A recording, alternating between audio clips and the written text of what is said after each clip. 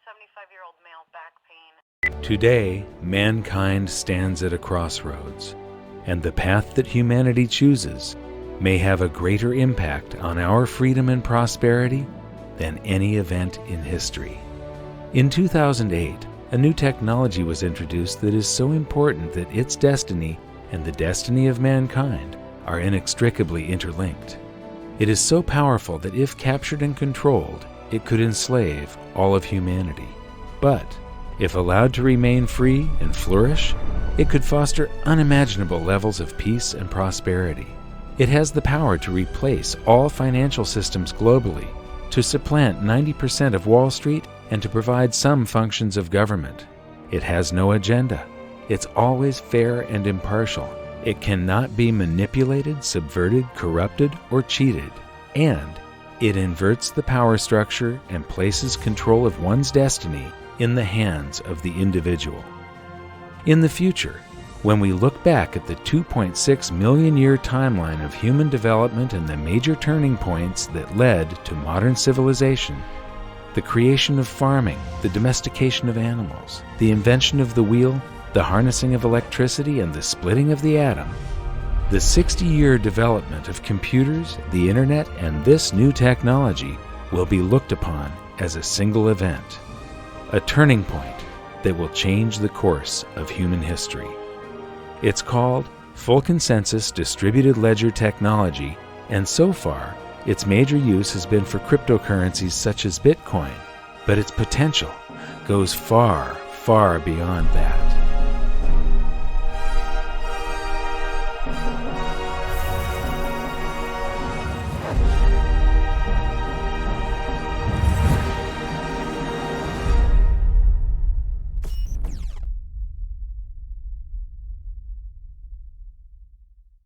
Hi, I'm here in Washington, D.C. across the street from the Federal Reserve because I'm really excited about something.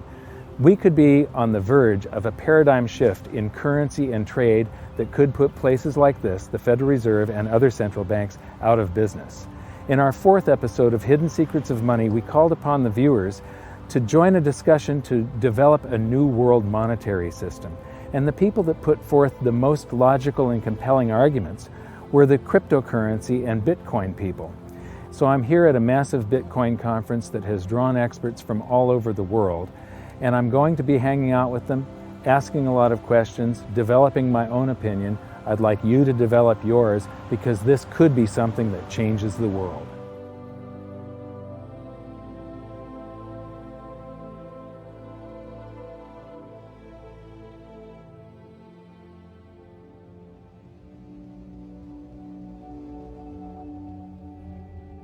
The most common question I get lately is, when are you going to make an episode of Hidden Secrets of Money about cryptocurrencies? The reason this has taken so long is that I wasn't happy releasing this video until I was comfortable explaining how it works, and now I finally can. As I said in the intro, we're going to start this journey at my first ever Bitcoin conference. This was the first time I had done a deep dive into researching Bitcoin, and after it finished, I kept on learning and learning some more. And it actually became difficult to finish this episode because of the speed at which this space is evolving. But just a few weeks ago, I learned about something new that could change everything, and I knew we had to get this video out quickly. This really is big. We'll learn more about this latest breakthrough later in the video because in order to explain it, we need to go right back to the beginning and learn how Bitcoin works. Like most people, at first I found the whole thing to be very abstract and complicated, but now I've found a way of breaking it down so that you don't have to be a rocket scientist to get it. I'm going to explain it by using an ancient problem that Bitcoin claims to have solved. It's called the Byzantine General's Problem, and until now, it's been unsolvable. The problem goes like this. How do you make absolutely sure that multiple entities which are separated by distance are in absolute full agreement before an action is taken? In other words, how can individual parties find a way to guarantee full consensus? Here's the example. Imagine that you are a general in the Byzantine army and you're planning to attack an enemy city. You have the city surrounded by several battalions, each of them camped several miles from the other, and each of them led by another general. A coordinated attack on the city from all sides at the same time will be successful, but an uncoordinated attack will likely end in defeat. You have decided to attack at dawn, but you have no walkie-talkies or cell phones, and signals from flags, torches, or smoke could be seen by the enemy. How do you make sure with absolute certainty that all of the other generals reach consensus and all attack together at dawn? You could send messengers on horseback, but what if one of them is captured or killed before delivering the message? You would need to have a reply from each of your generals confirming that they have received your message, which means that they would have to send messengers to you on horseback, but what if they are captured or killed? What if a messenger is captured by the enemy and an imposter messenger with a fake reply is sent back to you? And how do the other generals know that the messages that they received from you are genuine and haven't been intercepted and altered by the enemy? Worse yet, what if some of the other generals are traitors and they send messages back to you confirming that they will attack at dawn when their true intention is to retreat? How can you ever be absolutely certain that all of your battalions will reach consensus and attack simultaneously? Like I said, this problem has remained unsolved for thousands of years, and at its core, it's all about individual parties being able to trust each other directly, no strings attached. Bitcoin claims to have conquered this problem. Now imagine that the battalions are actually computers on a network, and that the generals are copies of a computer program running a ledger. A ledger that, via some very complex math, records transactions and events in the exact order that they happened. The key here is that all of these ledgers are exactly the same for everyone. As soon as a change is made on one copy of a ledger, if it is proven to be true by the math, all other copies of the ledger are updated to match. What we have here is a distributed ledger that is also always in consensus. This is one of the first things to understand about Bitcoin. It is the first full consensus distributed ledger mankind has ever seen. This network can be expanded across the entire planet. It means that individual parties on opposite sides of the world can come to consensus on an event without requiring any third party as an intermediary for trust. Whether it's an order from a general to his troops, or an order from you for a pizza, a distributed ledger confirms via math whether an event is true and records it permanently. Bitcoin, the first full consensus distributed ledger, is a trust machine. But is it 100% reliable? That's a question for later in the episode. But for now, where did Bitcoin come from and who invented it? Well, Bitcoin was originally developed by a pseudonymous developer, Satoshi Nakamoto. There's a lot of speculation about who he is, and frankly, I work directly with him, but I have no idea. But that never really worried me because Bitcoin itself is open source. And so any engineer can evaluate the Bitcoin source code, evaluate the Bitcoin cryptography, and understand and trust the software. So you don't have to trust who wrote it, you trust the software itself. And so that was one of the big reasons why Satoshi chose open source for Bitcoin, is so you can have trust in the system. You don't have to trust who he is. I don't know who Satoshi Nakamoto is. I also don't know who Euclid was. Might have been some dude in Sicily a few years BC. But we don't really know. We have some historical records that tell us that Euclid was someone who invented geometry in the ancient world. But it doesn't matter. Euclidean geometry works whether I know who Euclid is or not, whether Euclid was a nice guy or an evil person, Euclidean geometry simply works. It's completely independent of its creator. And if we didn't know who invented the electric motor or the radio or any of these core technology developments, electricity, so what? They still work. You don't have to have any appeal to authority. We don't have to worry about the motives. Now, in a centralized system where someone is in control, it matters who is behind the curtains. It really matters who is in control. It matters who invented it because they remain in control, or they might have a secret way of controlling it. Bitcoin is wide open and no one is in control, and everyone can see exactly how it works. So how does it work, and what's the point?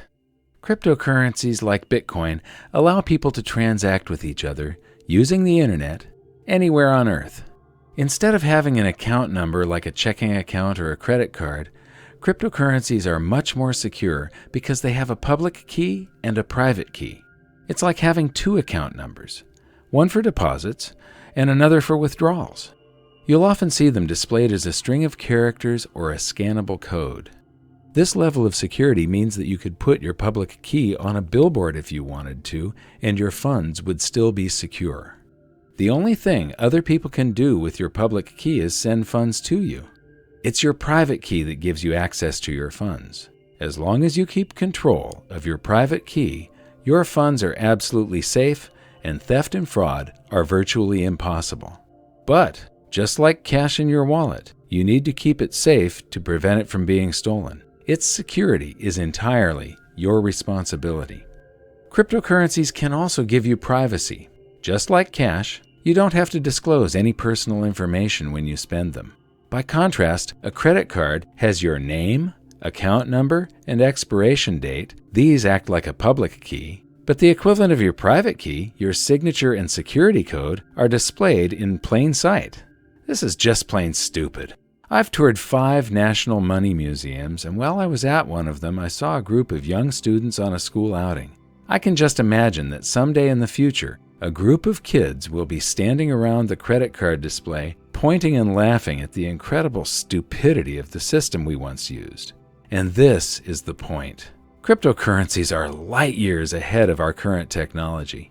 Since Bitcoin was the first cryptocurrency, I'm going to use it as our example, and I'll expand on our earlier description of a distributed ledger. But first, where does Bitcoin get its value?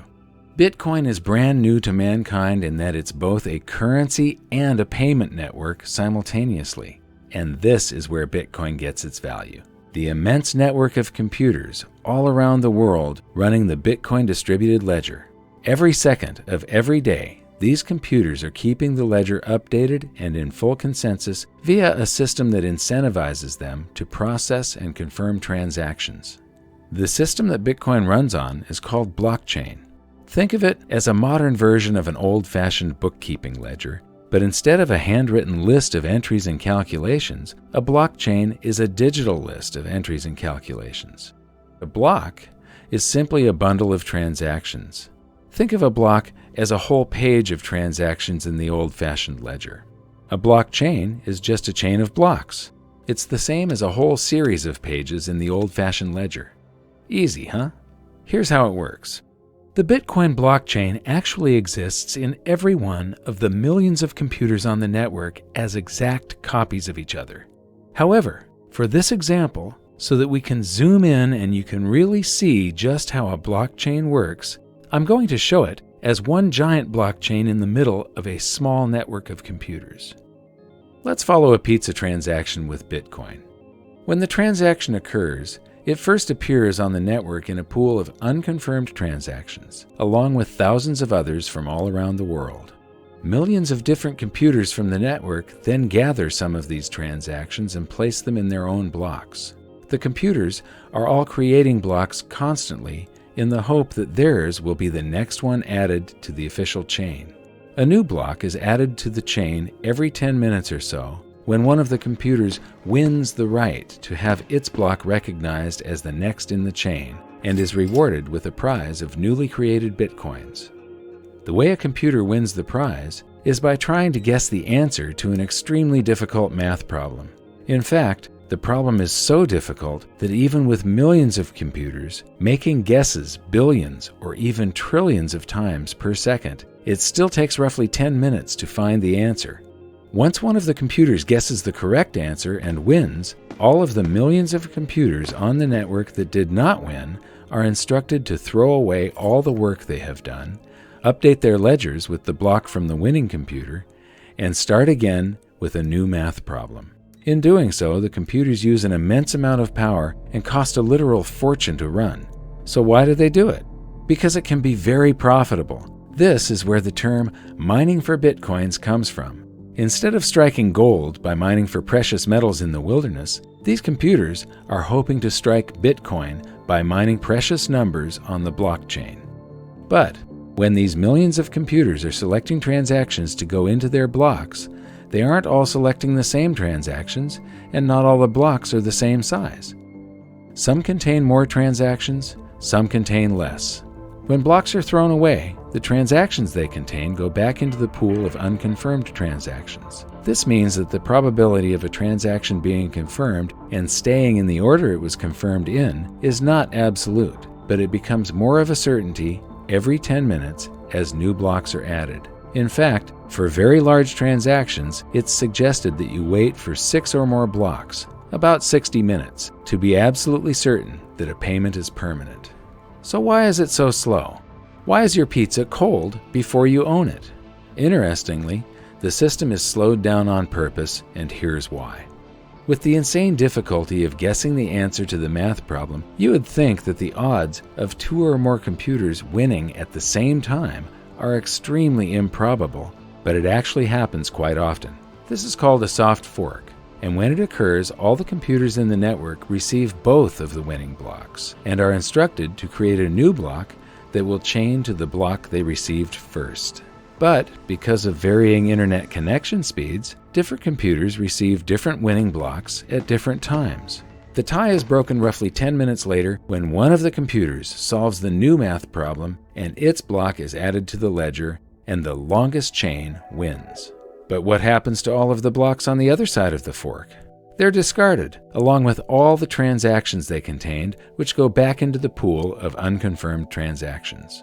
This soft forking is the main reason the system must be slowed down on purpose via the math problem. If the system was instant, it would be forking everywhere, all the time, and there would be no consensus. No one would have any idea of which ledger was the correct one, and every computer would be busy building a different block to create yet another fork. The slowness and immense amount of computing power is required to keep the Bitcoin ledger in full consensus. Therefore, as more and more computing power is added to the network, the system automatically adjusts to increase the difficulty of solving the math problem, which then requires even more power. If Bitcoin is ever going to be widely used, it will be using a massive amount of the world's energy.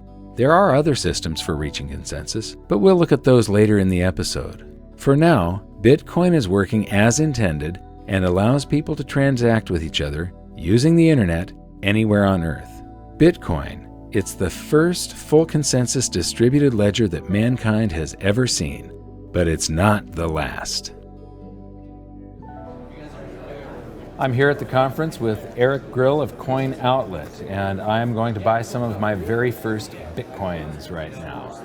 And so Eric's going to show me how to do this. He's going to tell me this is a paper wallet. That's correct. So I can load this paper currency that's inside this little Ziploc here with Bitcoins. And so I'm going to take a $100 bill and hold that for a second. So what am I supposed to do with this now? You'll scan your public address into the In QR there? code, yes. Okay. And pull it out when it beeps. Okay. Okay, it beeped. Awesome. It'll show your balance. And okay. Now you can deposit your money. And okay.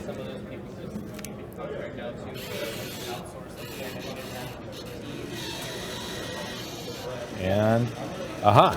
So I've got 0.1607329 Bitcoins. and I just finished this session. And now it's sent it and It's done. And so basically in the blockchain the $100 that I just put in gave me that 0.16 something Bitcoins in the blockchain. It's been assigned to my account code. And behind here, I can peel this open, and there's a code that is my private key. That purchasing power is now protected in the blockchain that is mirrored around the world millions of times.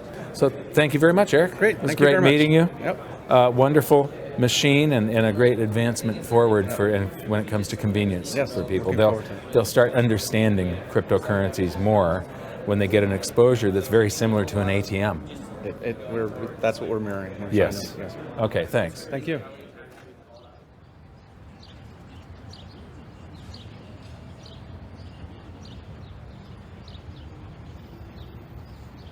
So I've spent a day at the conference now, and I wanted to come and sort of elaborate on some of the things that I've soaked up. And I came here to Washington Circle in Washington, D.C. Behind me is a statue of George Washington. A lot of people don't know this, but you know, the Revolutionary War was a war fought to free themselves from regulation, from government intrusion on their lives, from too much taxation. And the founding fathers were fighting for liberty and freedom.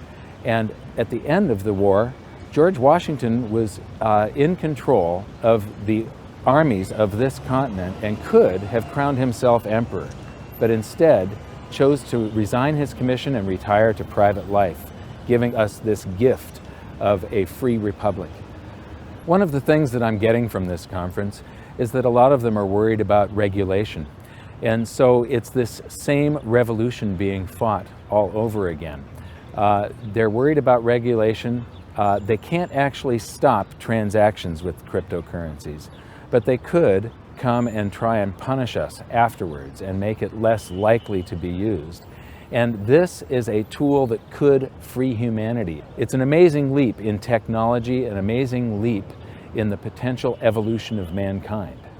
And so if this battle is lost and governments do succeed in trying to regulate the cryptocurrencies, it would be like losing the Revolutionary War. This stands for everything that the Founding Fathers stood for: the belief in freedom, liberty, and the individual choice and responsibility for your own actions.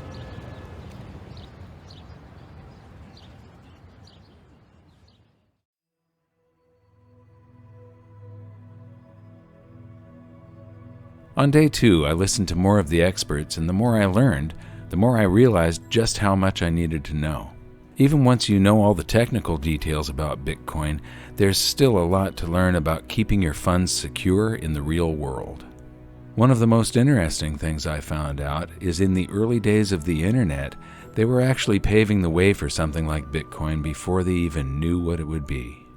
So when the first web browser was built, there was a 404 error, page not found, and there's also a 402 error, payment method not specified.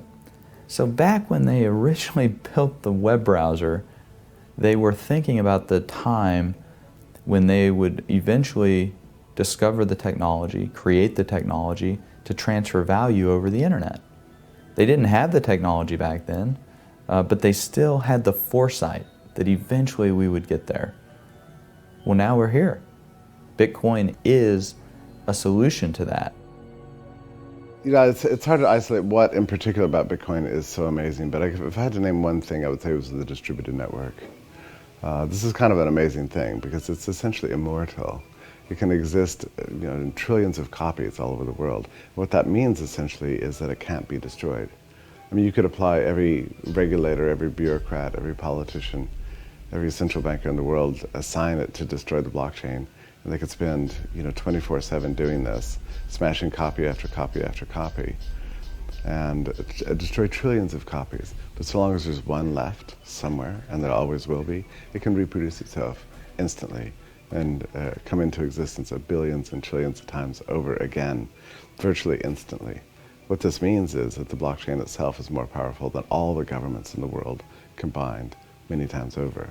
This is huge. We've never had a tool this powerful to beat back the despots of the world.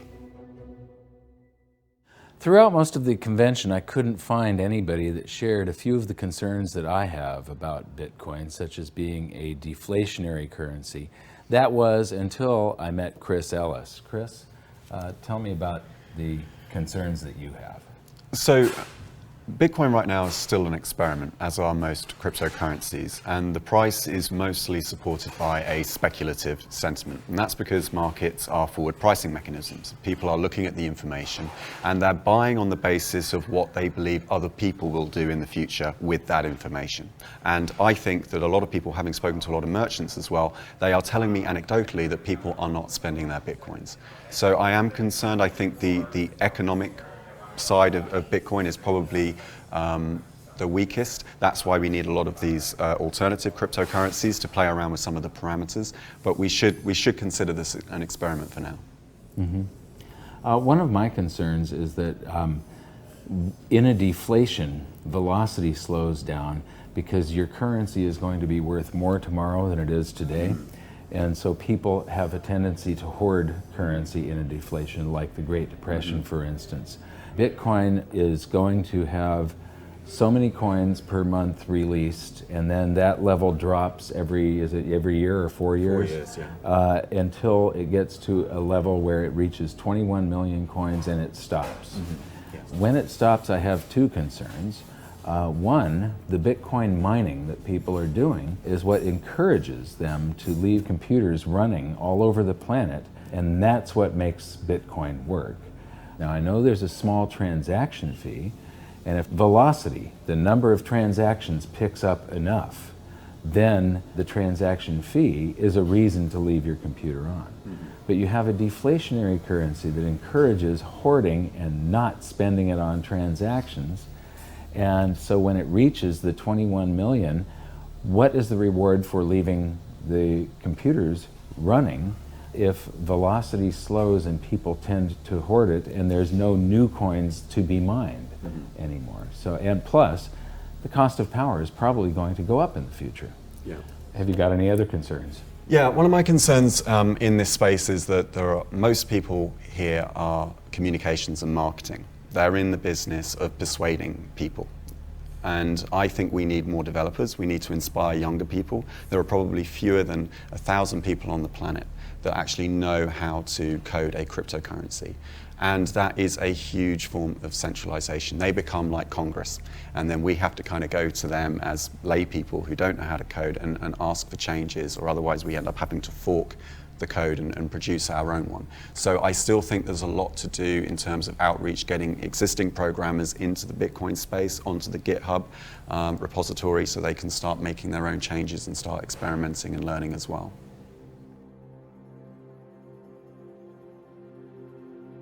So what have I learned in the past few days about Bitcoin and other cryptocurrencies? I've learned that they're a simple mathematical formula that is fair, honest, and impartial. I've learned that this is more than just a digital currency. I thought that this was just for sending value from one person to another. This is a revolution that will change the world. It will tear down borders. It will connect the globe. It is as important as the internet was. But because it connects people, because it frees people, there will come a day where there is a call to regulate it, to stop it, to shut it down possibly. The people that are calling for those things, their motives need to be questioned, because what they are trying to prevent is freedom. It's that simple. One of the things that cryptocurrency does is it provides freedom, and the people that will be calling for its regulation or its abandonment will be the financial sector, central banks, governments, because it provides for a lot of the things that government does very poorly, it will do very well. That the financial system currently does very poorly, it will do well. It's fair, honest, impartial, instant, and cannot be subverted. The only caveats are that Bitcoin has first mover advantage. It's the largest one, but it may not be the one that succeeds. It's an experiment at this point. But the important thing is that the genie is out of the bottle. Freedom is on its way to us right now. We can all support it, or we can let it languish. and I think that this cannot be stopped. So am I going to sell my gold and silver and convert it all to Bitcoin? Absolutely not. Bitcoin, as I said, is an experiment. There is a possibility that these things could go to zero before they're fully developed. There's a possibility of some sort of catastrophic failure. Right now, it has proved very robust and unhackable. You don't know what is going to happen in the future. So one thing to keep in mind, the Germans came up with the Enigma machine in World War II, and it was supposedly uncrackable, and then we broke the code. And then they added another dial to it to increase the complexity manyfold, and it was supposed to be uncrackable, and we cracked the code. So, Bitcoin has not been completely proven. It's got 5 years of existence now and robustness. This may be the answer to all of mankind's problems when it comes to a simple medium of exchange, but it's more than that. You can make these smart contracts that settle with a set of rules, so somebody doesn't get paid until all of the rules that you have established are fulfilled. You can create escrow with yourself, where there's a third party that has to sign off that a transaction has been completed before the payment goes through. They're working on things where you can take delivery of something continuously and pay for it as you use it. It would be like paying for the internet for every second that you're using it only, or paying for the gas that's delivered to your house. Instead of monthly, you're being billed per thermal unit, and with no frictional costs involved. So this adds up to efficiency. Therefore, mankind is left over with more prosperity. If there's no third party in between bleeding off economic energy, you end up with more prosperity. This is a very good thing for all of us.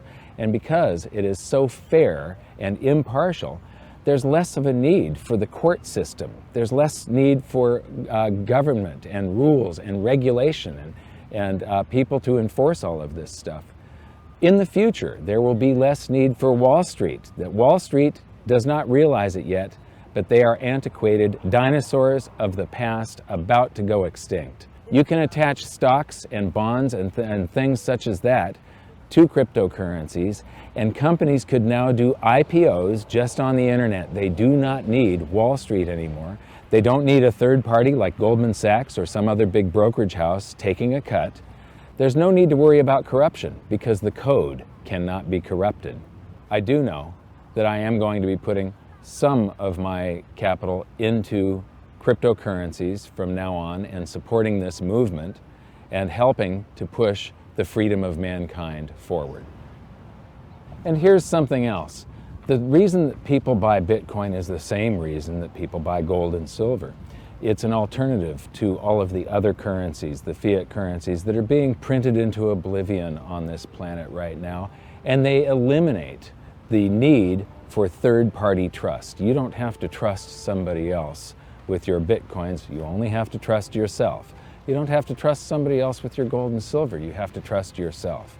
So the reasons are the same, and so I would encourage every precious metals investor to investigate Bitcoin and the other cryptocurrencies, and I would encourage every Bitcoin and cryptocurrency user and investor to investigate precious metals. I'm going to hold both. I look at the cryptocurrencies as a very speculative, volatile, and potentially risky play. I look at gold and silver just like savings. I see them as something that has never failed in 5,000 years. They are proven, and I see them as extremely undervalued compared to the morass of fiat currencies on this planet at this point.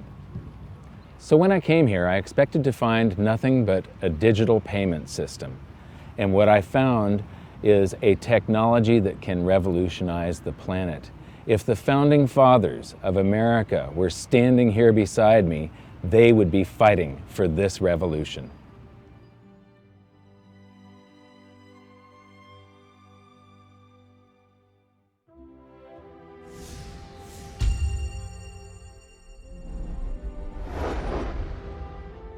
Hi, this is an action alert for July 11th, 2014. I promised all of the insiders that I'd keep them updated on what I'm doing financially. And recently I've done something quite unusual. Up until now, my portfolio is entirely precious metals, gold and silver, physical. But I've been investigating Bitcoin quite a bit. I was in Washington, D.C. recently at a Bitcoin conference, and I learned a lot about it. I became convinced that this has a tremendous upside potential. The downside potential, it would be short-term, and there is a downside risk that it could entirely fail.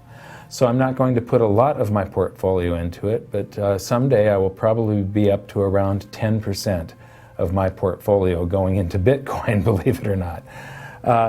The other thing that I'm doing is I'm buying a bunch of Pegasus 1-ounce rounds because they're a bargain, and I recently cut a video about how silver is a game of ounces.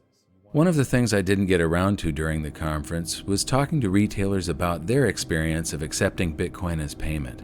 I'd become interested in accepting Bitcoin at my own business, but I still had some questions, so I made a trip to Salt Lake City to see Patrick Byrne. Now, this is a guy I've really got respect for because he understands monetary history, economics, and the frictional nature of our current monetary system and Wall Street. So I know that you're in a fairly low profit margin business, being an online retailer of discount goods. I too am in a very low profit margin business.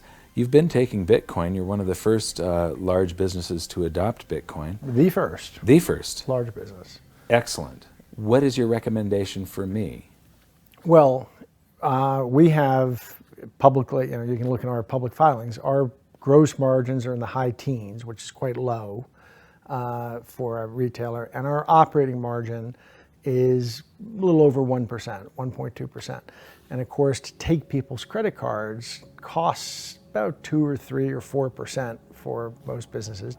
If you start doing sales in Bitcoin and it saves you, say, 3% on your expense, those sales, instead of being 1% net margin, go to 4% net margin.